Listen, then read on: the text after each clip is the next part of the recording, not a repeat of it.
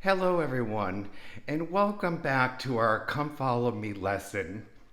Today, we're embarking on a fascinating journey back in time, but with a twist, we're going to discover how ancient wisdom can incredibly influence our modern lives. Have you ever wondered if a letter written thousands of years ago could still hold profound relevance in your life today? Well, that's exactly what we're going to diving into as we explore the intriguing books of 1 John, 2 John, and 3 John, and Jude from the Bible. These aren't just historical texts, they're timeless treasures filled with insights on love, truth, and living a life of purpose. Whether you're a history buff, a spiritual seeker, or just curious about how these ancient letters can impact us today, stick around. This is going to be an eye opening experience. Light and love. Let's dive into our first letter, 1 John. This is a powerful piece of scripture that speaks directly to the heart of what it means to be a follower of Christ. The core themes here are love and truth. John emphasizes that love is not just a feeling, but it's an action. It's about how we treat each other, how we live our lives. He intertwines this with the concept of truth, living in the light, not just in belief, but in practice. It's about authenticity, being true to yourselves and to God. I remember a time when I had to choose between an easy lie and a hard truth. It was during a specific event that happened. I was the VP of sales for a Fortune 500 company. As I started to say the lie, I felt this profound feeling. Be honest, share the truth, and say,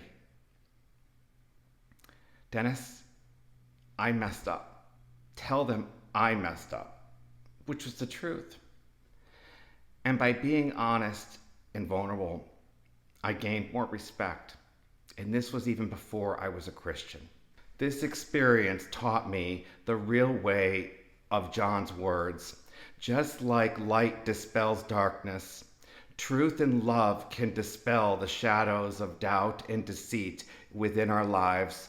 It's not always easy, but it's always worth it. So the weight that John felt, I could feel that lifting when I was being honest. Imagine a single light in a dark room. No matter how small, that light makes a difference. That's what our actions based on truth and love are like. They might seem small, but they have the power to illuminate the darkness around us, bringing clarity and hope where it's needed most. Moving on to 2 John, a letter that brief but brimming with significance. In just a few verses, John manages to encapsulate a crucial message for Christians. Walking in love, this isn't just about feeling love, but actively living it out in our interactions. John is urging us to make love the guiding principle of all we do. He's not just talking about love as an abstract concept, but as a living daily reality. Love in action, impacting those around us. Now, I'd love to hear from you all. How have you experienced or shown this kind of active love in your community? Maybe you've helped a neighbor or stood up for someone's rights. Drop your stories in the comments below. It's these real life examples that bring John's words to life. Fun facts. Here's a fun historical tidbit. The elect lady mentioned in 2 John has sparked much curiosity. Some think she might have been a specific person, a prominent Christian woman within the community. Others believe she symbolizes a church or collective group of believers. Whichever the case, Her mention underlines the inclusive nature of early Christianity, where both men and women were vital in spreading the faith. Next, we're looking into 3 John, a letter that shines as a spotlight on hospitality and mutual support. Unlike the previous letters, this one is addressed to a specific individual, Gaius, who John praises for his hospitality towards fellow believers. What stands out here is the emphasis on supporting each other, especially those who are working to spread the message of Christianity. John highlights how acts of kindness and welcoming others are not just social niceties, but fundamental expressions of our faith. It's about creating a community where everybody feels supported and valued. To see the impact of such hospitality in today's world, let's consider a recent event. I want to share a personal story that happened about hospitality. I was visiting a town in southern Florida along the East Coast, and the bishop noticed that I was visiting, and he called me into his office, and he said, "Is there anything we can do to help you while you're here? If there's anything," and just the fact that he was willing to offer. He made it more about, what can I do for you? It wasn't about him. It was about me. It was about offering service, saying, if you need anything from the women in the church, if you need anything from the men in the church, we're here to help you. And I felt like I was welcomed with open arms. And that's how we all should feel like. There's another story I would like to share with you. It's a story about a small community that came together to support a family in need, providing with them with shelter, food, and emotional support during a tough time. This act of kindness rippled through the community, inspiring others to lend a helping hand.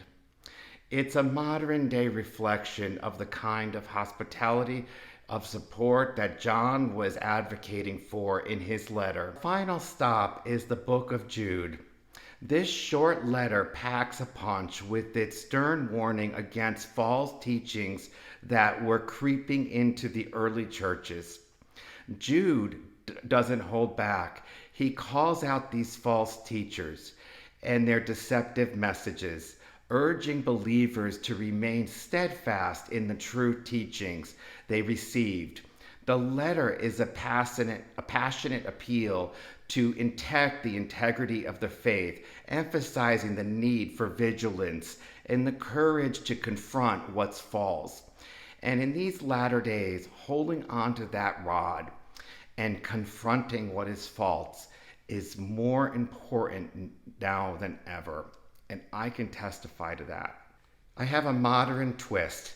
In our current age, where misinformation is just a click away, Jude's message is more relevant than ever. It speaks to the importance of discernment, of being able to sift through the vastity of information and distinguish truth from falsehood.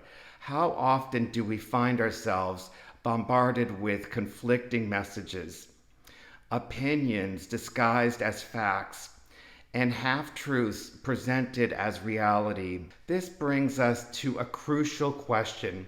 In today's world, where standing up for your beliefs can be challenging, how do you find the strength and wisdom to discern and uphold your faith amidst the noise? What guides you in distinguishing the truth from the false? I'd love to hear your thoughts in the comments, because I think this could uplift and inspire others. Embracing love and truth. Today, we've journeyed through the profound wisdom of 1 John, 2 John, 3 John, and Jude, uncovering timeless messages of love, truth, hospitality, and faith. These ancient letters, though written centuries ago, still resonate powerfully in our lives. They remind us of the enduring principles of living a life grounded in love for God and each other. As President M. Russell Ballard beautifully pointed out, that this gospel is fundamentally about love, love for God and love for one another. I encourage you in your personal study to delve into these letters. Find the richness of God's love in their lines. Reflect on how these teachings can influence your daily life, your interaction with others, and your understanding of faith. And I would love to hear your insights and experiences. After you read these letters, share in the comments how they've impacted you or opened up new points of views. Thank you so much for joining me on this exploration. If you found this journey enlightening, please give this video a like, share it with friends and family, and don't forget to subscribe for more discussions like this. Together, let's continue to discover the beauty in the depth of faith, and let's support each other in walking a path of love and truth. Until next time, stay curious, stay blessed, and keep seeking the light in all that you do. I'm Dennis Schleicher, and I am learning as I'm sharing this message with you, and I thank you for joining me today.